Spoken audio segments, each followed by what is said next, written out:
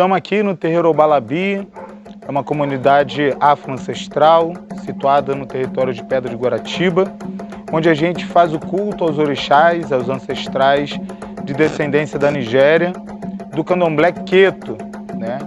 A qual teve a sua fundação na Bahia, no Ilé Axé Opofunjá, e tendo como a nossa matriz aqui no Rio de Janeiro, o terreiro Ilé Axé Oiabalé Oxé Xoxaguian, situado em Nilópolis. Vamos dar um passeio aqui no terreiro para poder conhecer os nossos espaços, o espaço Sagrado Mato e o Ilé Axé. A gente, quando adentra o terreiro, a primeira casa que a gente tem contato é o território de Exu, a casa de Exu, né? Logo em seguida, a gente tem contato com o território de Ogum e nós temos as árvores sagradas ao nosso entorno. O cajá, o dendezeiro, que possui essa predisposição como um mecanismo de filtro de proteção da nossa casa. Entrando dentro do território, a gente vai ver uma cozinha onde é produzido nossos axés, a nossa energia. Temos o ibó de Xangô, que é o assentamento coletivo, é o terreiro principal da casa, onde a gente faz anualmente a fogueira de Xangô. E a gente tem, do nosso lado direito, o Ilé Axé, onde é feito as cerimônias, festividades e as confraternizações. Lá para trás a gente vai ter uma vila de orixás que simbolizam as casas, os territórios em África, na Nigéria. Oxobô, Elejibô, Irá, que são as casas dos orixás que a gente traz nessa diáspora, remontando dentro do terreiro do candomblé. Olá a todos, eu sou o Ogã Paizinho, sou Ogã do território do Ilé Axé Obalabi, de Babatiágua de Xangô.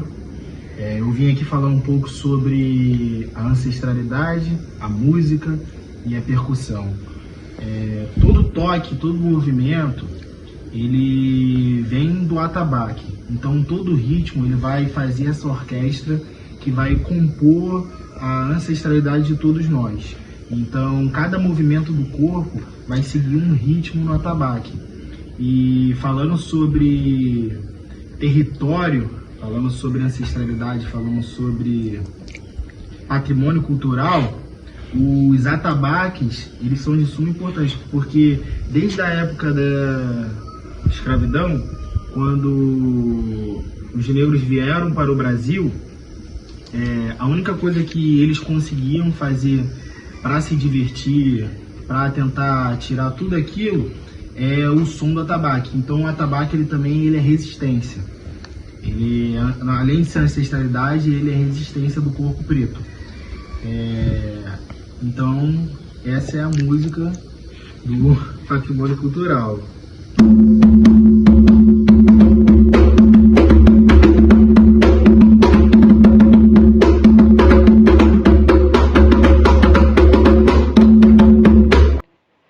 Olá, meu povo Motumbá.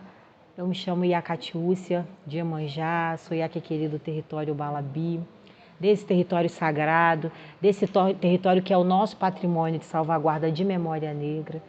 Estou muito feliz de poder falar dessa perspectiva do patrimônio para jovens, principalmente para jovens que estão produzindo cultura, porque a gente precisa repensar as estratégias que o Ocidente fez com que seja ou não salvaguarda e com quais conhecimentos que podem ou não ser legitimados. O território Obalabi é esse território imenso de afetos e acolhimentos e, sobretudo, de salvaguarda da tradição negra, de memória afro-brasileira.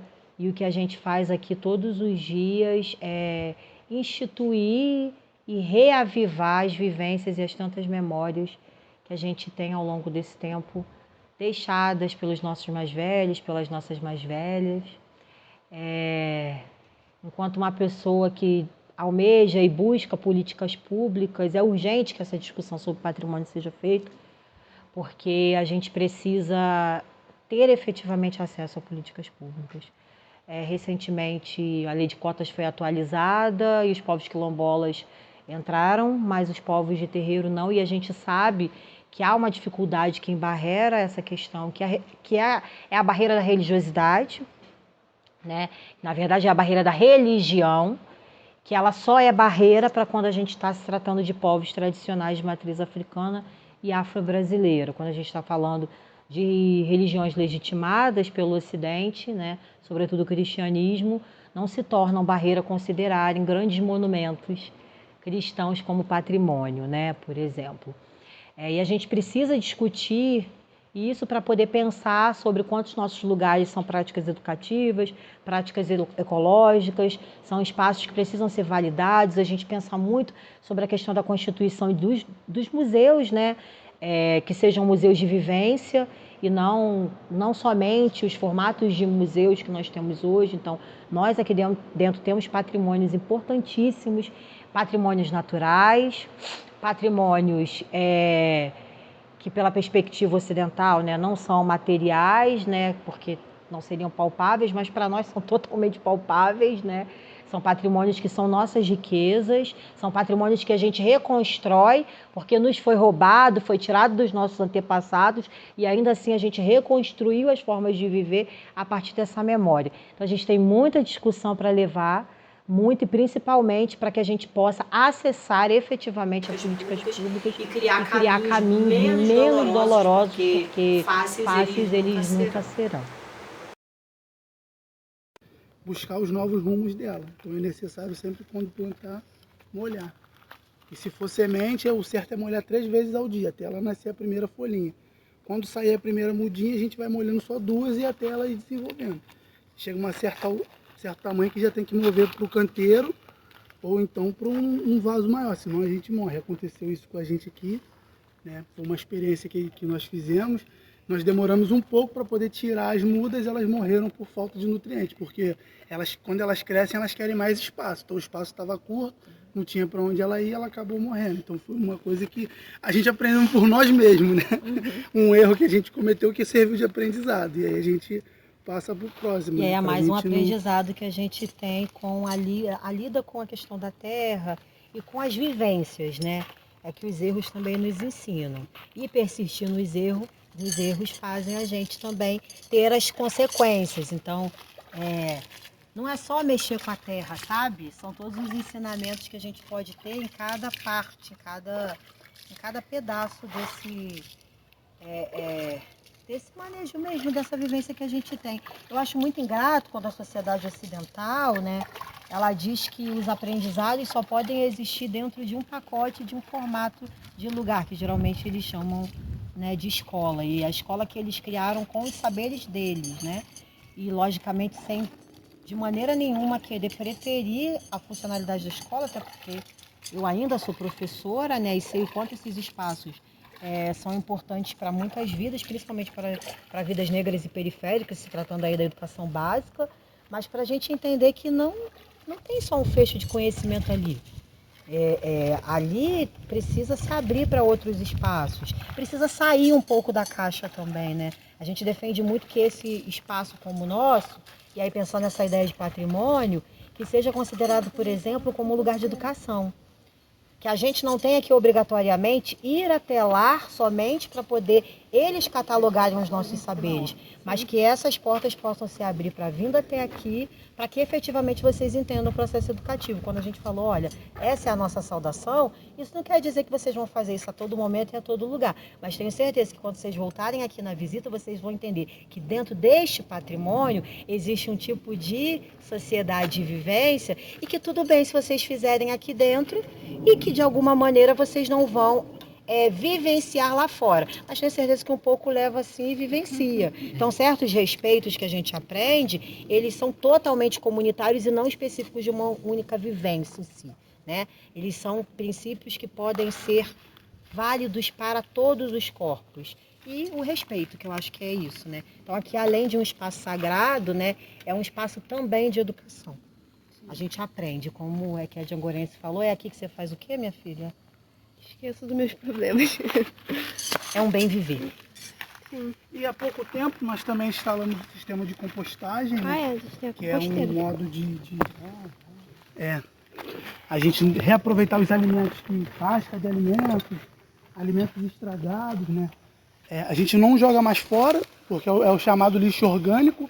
A gente pega ele e separa numa bomba, que está ali guardadinha, né? Separado, porque na bomba o cheiro é bem forte, mas quando a gente põe aqui na composteira, junto com as folhas, podem ver que não tem cheiro nenhum. Vocês podem chegar aqui perto, vocês não vão sentir cheiro algum, né? Então aqui tem vários materiais, tem coco seco, casca de ovo, macarrão, todo tipo de alimento que a gente jogava na lixeira, não está indo mais para a lixeira, E está diminuiu vindo muito a quantidade para a de composteira. Então, quando a gente chegar até aqui em cima, vai ser necessário dar uma parada com ela. Já temos material para fazer outra, que vai ficar aqui desse lado, né? E aí ela vai virar uma terra igual essa daqui. Isso aqui é uma terra composta, por nutrientes de galhos de árvore, folhas, né? E alimentos orgânicos, que seriam jogados na lixeira, que não tem ido mais, e está vindo para o sistema de compostagem. É um solo, ele é cheio de nutrientes e é muito ótimo para as plantas. A gente já cobriu uma parte, vocês podem ver, né, que esses aqui já foram colocados a terra composta. Esse aí é o nosso pimentão, que já está crescendo, né? Tomatinho. Ali na frente tem o quiabo também, que ele está sempre dando também A gente colheu o ele. legumezinho. E fizemos o manejo ali agora junto de vocês. Então, quando nós pararmos de colocar os lixos orgânicos aqui, né, vai ficar 4 meses parado e aí vai se tornar essa terra. Cheia de nutrientes e muito boa para as plantas, que faz com que ela se desenvolva melhor, a terra com mais nutrientes, né? E aí ela vai crescendo uma planta saudável, né, e cheia de vitaminas, né, que é a plantação sem agrotóxico, natural. Já, a gente fez a gruta para ela.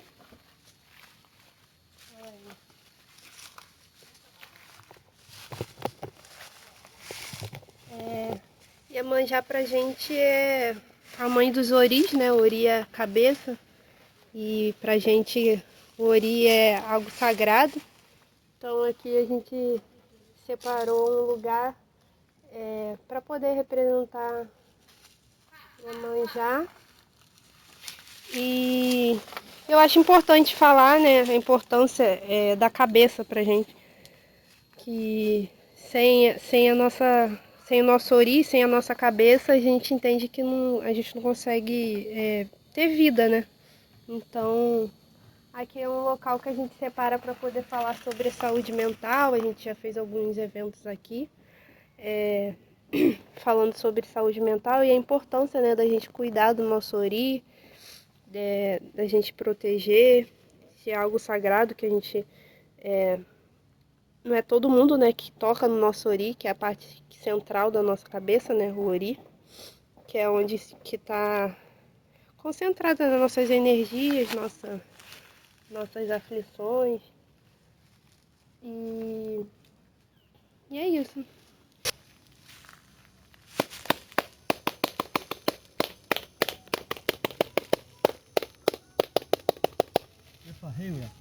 Agora, mãe, benção sou eu e Jael, seu filho.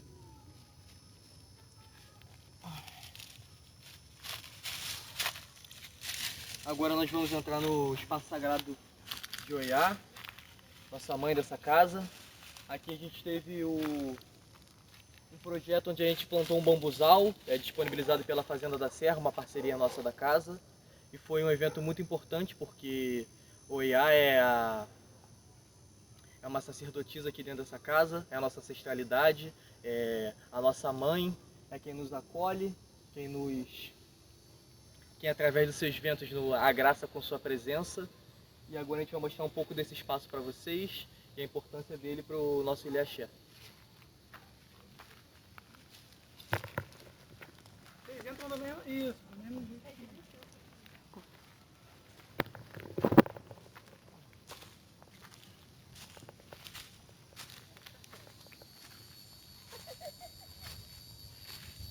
Aqui, como vocês podem ver, a mangueira tem nos agraciado com essa quantidade imensa de frutos que nós vamos colher daqui a pouco. Aqui na parte de cima nós também temos algumas plantas catalogadas e sagradas pra gente. Nós temos a babosa por aqui, por exemplo. Penicilina lá. A penicilina ali. Aqui nesse canto nós temos a aroeira também, que a gente tem utilizado bastante para os nossos rituais. Essa planta aqui eu vou pegar um galinho.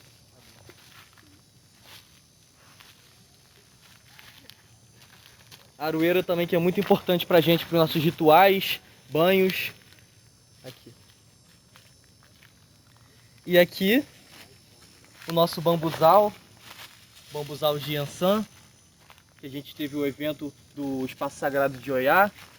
Foi em junho, mãe? Abril, foi durante o evento do Abril Verde. Nós tivemos um evento aqui para poder plantar o bambuzal. Ele sofreu alguns ataques da vizinhança, porque a vizinha aqui há pouco tempo colocou fogo aqui do lado e ele acabou sofrendo um pouco com isso. Mas ele está aqui lindo, resistente, sobreviveu a isso. E está aqui, ó, se ramificando e crescendo. E ele é diferente daquele bambu comum que a gente conhece, que é aquele mais fininho. Esse aqui é um pouco mais grosso, é o bambu gigante, que depois a gente vai mostrar para vocês algumas fotos de como é que ele vai ficar. É importante dizer, né, que o bambu é sagrado. Tá? Sim, eu não falei essa parte. Que é uma árvore que representa Yansan, por isso ela é tão importante estar nesse espaço dedicado a ela. E tá aqui, se quiserem filmar um pouquinho mais de perto, podem ficar à vontade.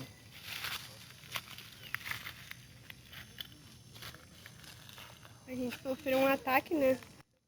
Tacaram fogo aqui no bambuzal. Logo um dia depois do nosso evento que a gente fez para inaugurar o espaço de Yansan, que é para ser um espaço para Yansan aqui, para representar esse orixá, que é tão importante aqui para nossa casa, por ser uma das donas aqui do território. E aí colocaram fogo, a gente correu desesperado jogando água. Então é importante dizer que nós, como patrimônio afro-brasileiro, né, por haver vivências, né, à parte do Ocidente, a gente acaba sendo vilipendiado de diversas formas. Então, nós somos um espaço de resistência da memória negra e esses ataques que a gente passa é um sinal, né, de que o nosso corpo não é bem-vindo dentro do Ocidente. Então, a partir desse momento, dessa dificuldade da gente manter essa memória, é perceptível, né, que nós somos um espaço que faz essa manutenção e que preserva a memória negra. E aí a gente está aí na luta e é isso. É muito importante o reconhecimento da academia, da existência dos povos de terreiro, e estar participando de um trabalho como esse é muito marcante para a minha existência, porque se faz necessário toda a pesquisa, todo o conhecimento das religiões, das comunidades, e os terreiros precisam interagir com toda a sociedade. Então, fico muito satisfeito, muito feliz, acho muito potente a gente estar dialogando com a universidade, a gente está trazendo essa juventude para dentro dos nossos muros para poder conhecer, vivenciar e praticar o candomblé, que é uma prática milenar na nossa existência.